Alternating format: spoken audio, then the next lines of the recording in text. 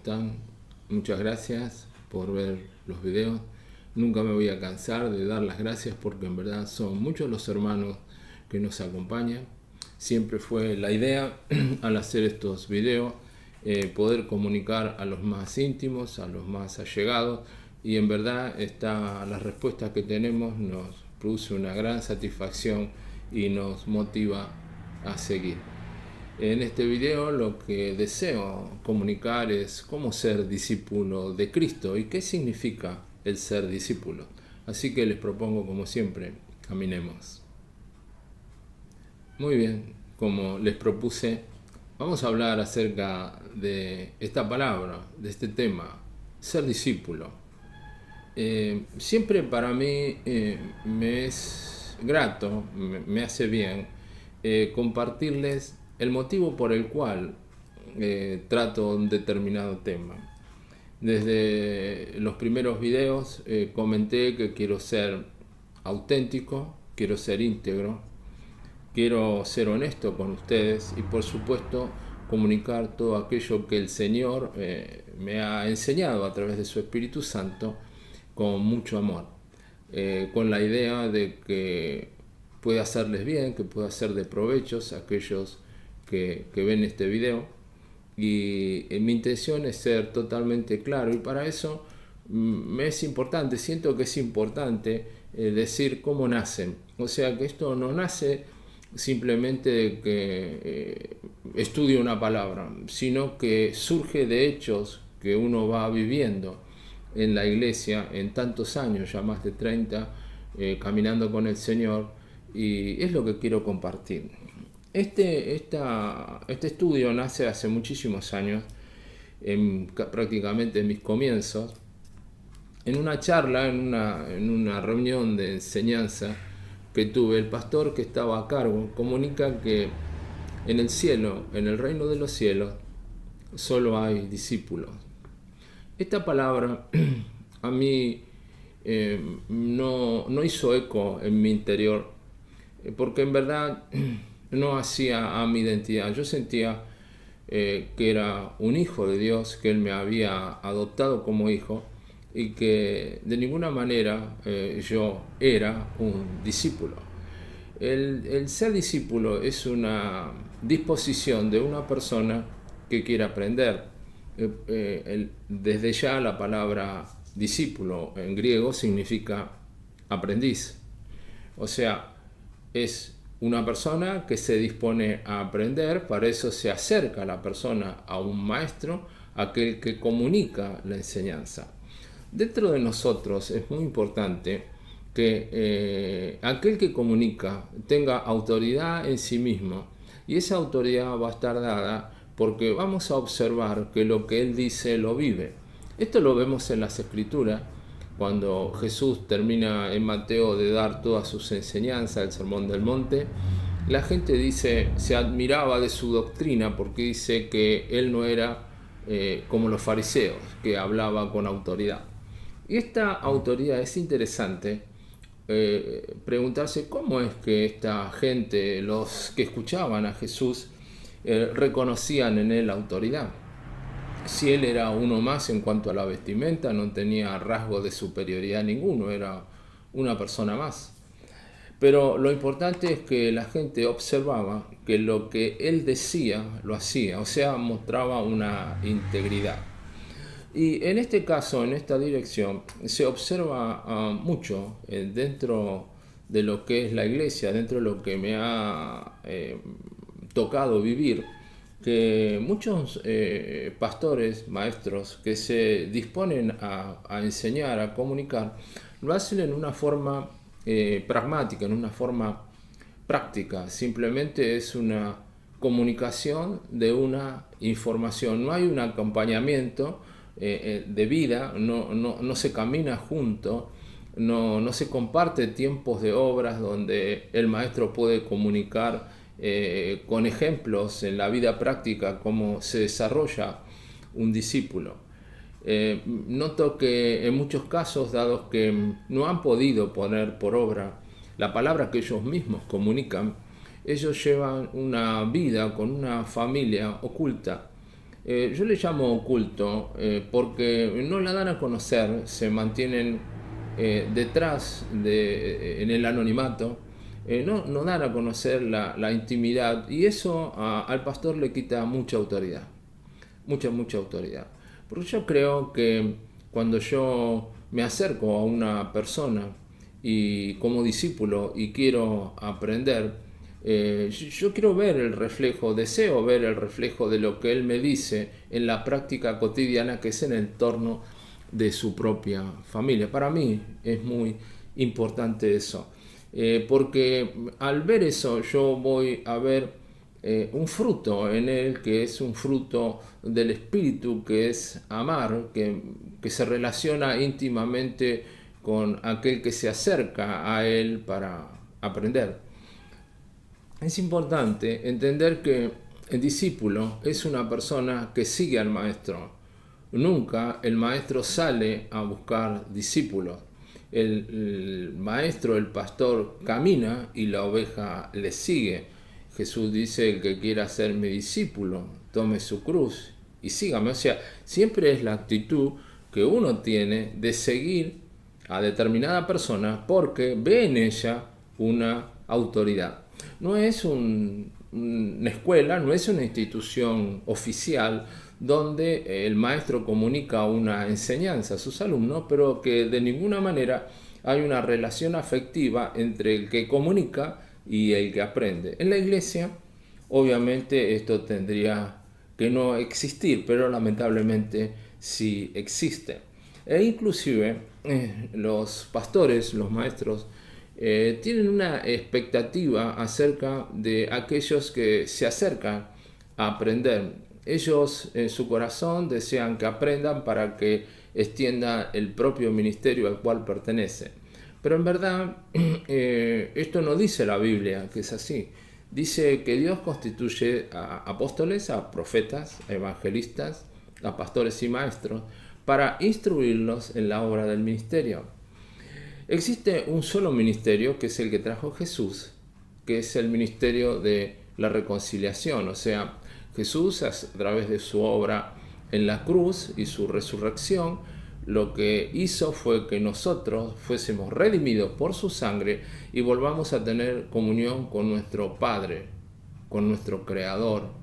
Y ese ministerio nos ha trasladado a la iglesia, el de reconciliar al hombre, a las almas perdidas, con Dios, que es el ministerio que tiene la iglesia.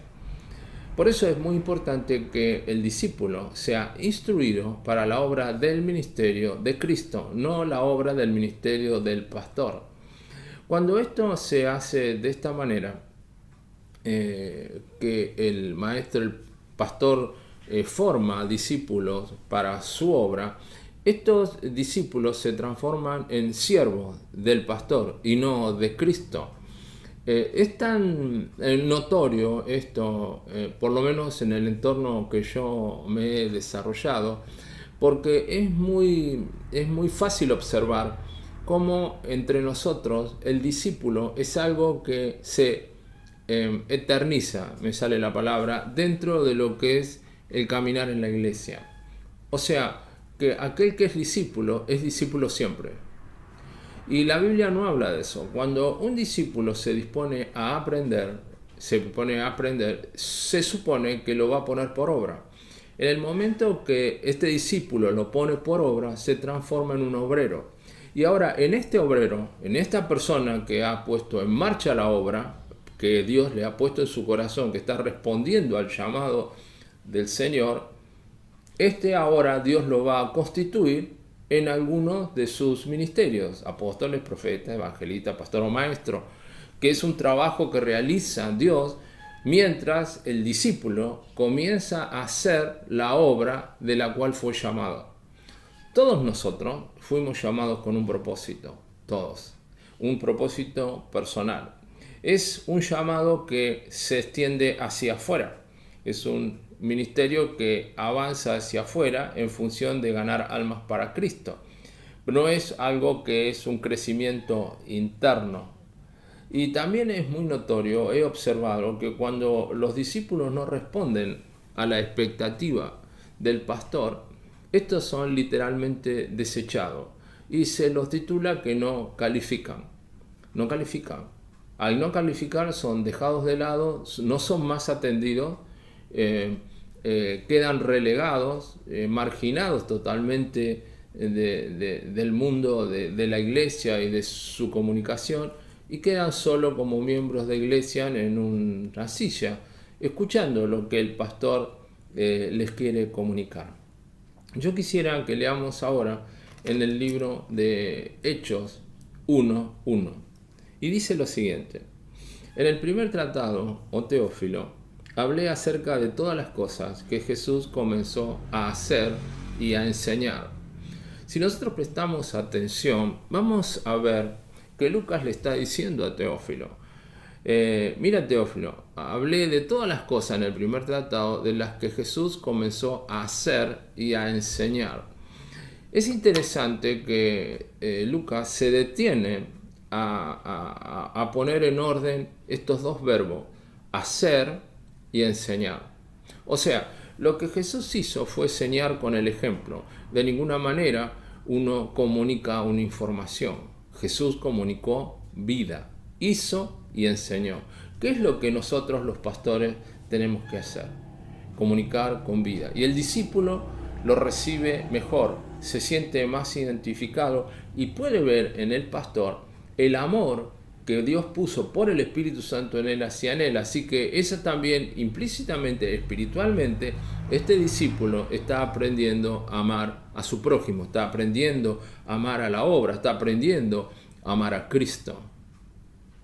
Porque lo interesante es que todo lo que hizo Cristo fue demostrar que Él es el Hijo de Dios. Por eso muchas veces yo veo que se confunden y aman más la obra que al que hizo la obra. O sea, estamos amando más lo que Jesús hizo que a Él. Por eso debemos volver a Cristo. Cristo es el centro de la vida de nosotros. Cuando Cristo ocupa el centro de nosotros, todas las cosas cambian. Todas, absolutamente todas. La revelación, el conocimiento, la calidad de vida, las creencias. Y eso es muy importante para el desarrollo de la persona que está aprendiendo.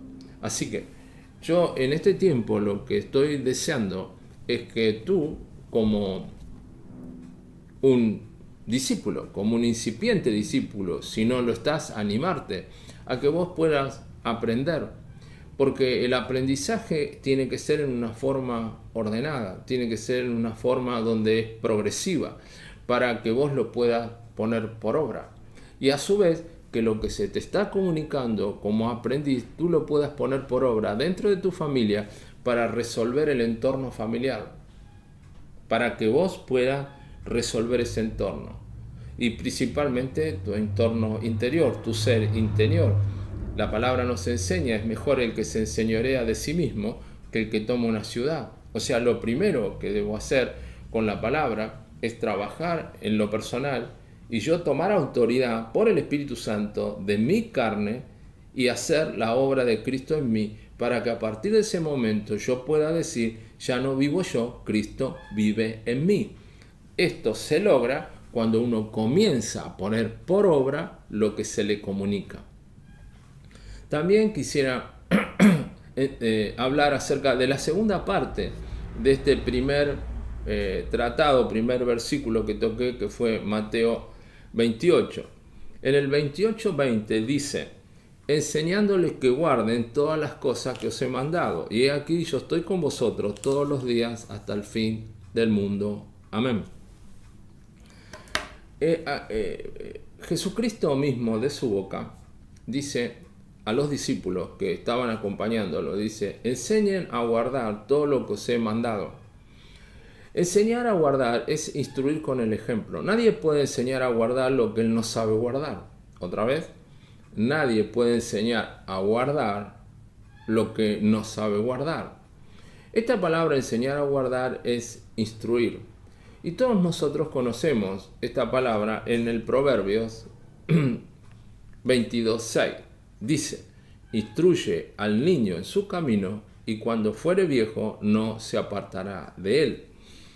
En este pasaje lo que Dios está comunicando es que aquellos padres, cuando salen a trabajar, salen a hacer los quehaceres de todo el día, tanto sea una hija como un hijo que acompañe al padre o a la madre, ellos van a aprender con el ejemplo. Y ese ejemplo que le va a dar el padre de vida, lo va a impactar, que le va a durar para todo el resto de la vida del niño o de la niña. Y si no, piensen así. ¿Cuántas cosas hemos vivido de chicos en nuestras familias? ¿Y cuántas cosas buenas han impactado sobre nosotros que hoy en día las seguimos haciendo? ¿Y cuántas cosas hemos visto mal que nos han impactado en nuestra vida? Y hoy todavía seguimos viviendo con esas acciones del pasado. Es por eso que es muy importante que tú, que te dispongas a ser discípulo, que primeramente escuches lo que se te imparte, la información que se te imparte, como en este caso. Yo no te conozco y te estoy impartiendo una enseñanza. Yo no puedo transformar tu vida. Lo único que puedo hacer es comunicarte una información de la palabra de Dios. Ahora resta que tú leas la palabra, ores, para que el Espíritu Santo pueda transformar tu vida, para que pueda traer solución a tus problemas. Nadie, absolutamente nadie, puede resolver un problema en el nivel mental que lo adquirió. Otra vez. Nadie puede resolver un problema en el nivel mental que lo adquirió. Si uno arriba a un problema, tanto sea emocional, anímico, mecánico del auto, y quisiera por ahí tocar este que es más práctico.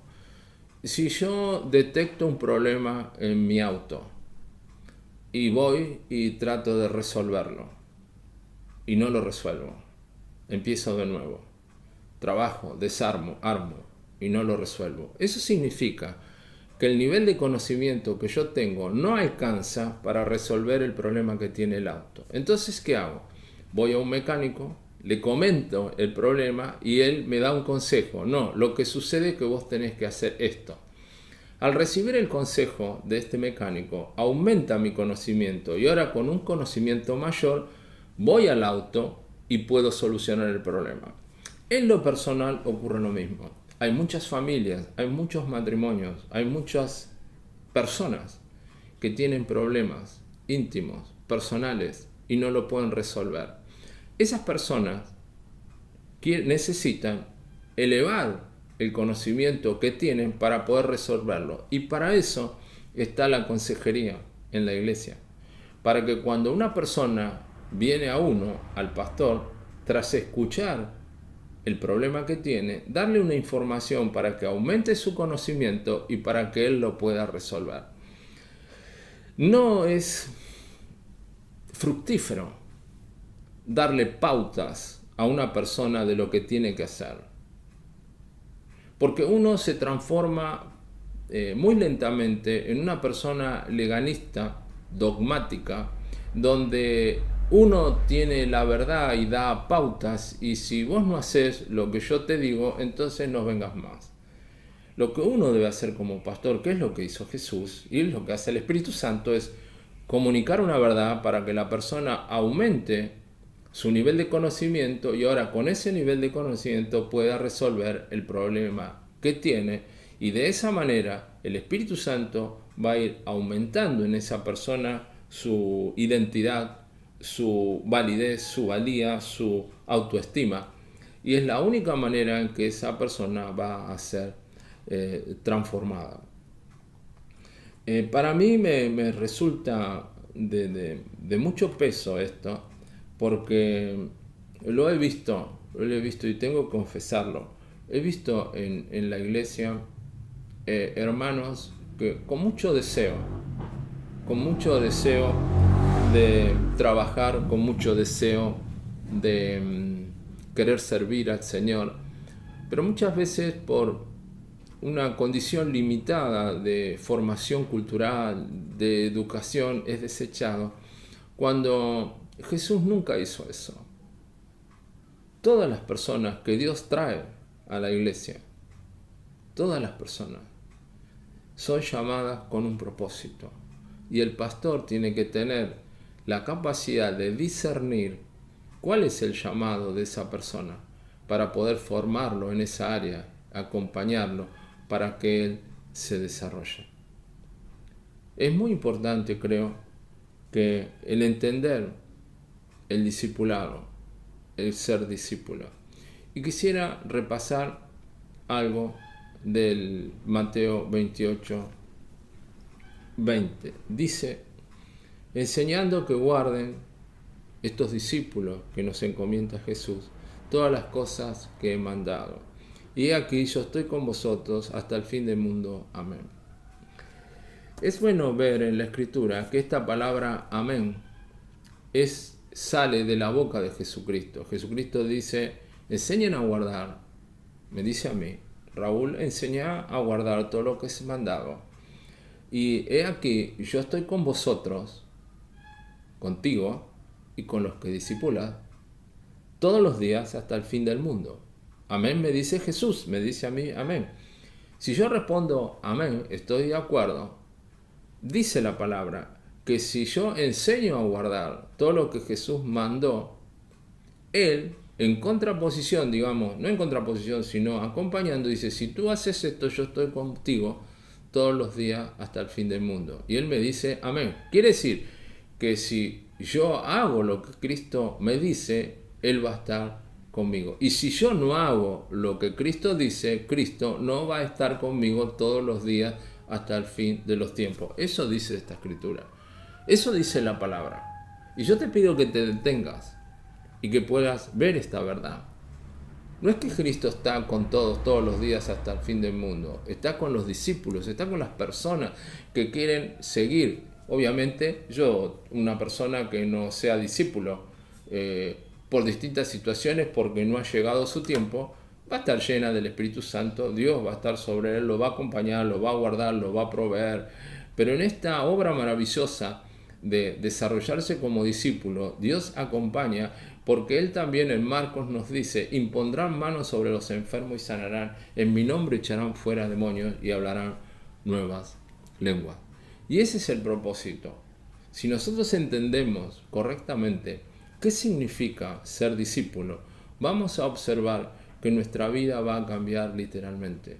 Nuestro vocabulario, nuestro tema de hablar con la familia, con la esposa, con los hijos, ellos van realmente a ver un padre, un hijo que está trabajando en el Señor y está ocupado en sus cosas.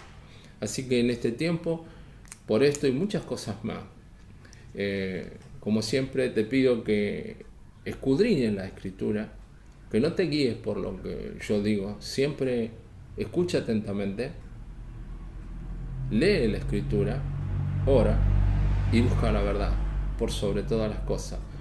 Y nunca olvides que la verdad es Jesucristo. Así que les propongo una vez más que sigamos caminando. Nos vemos. Muchas gracias y chao.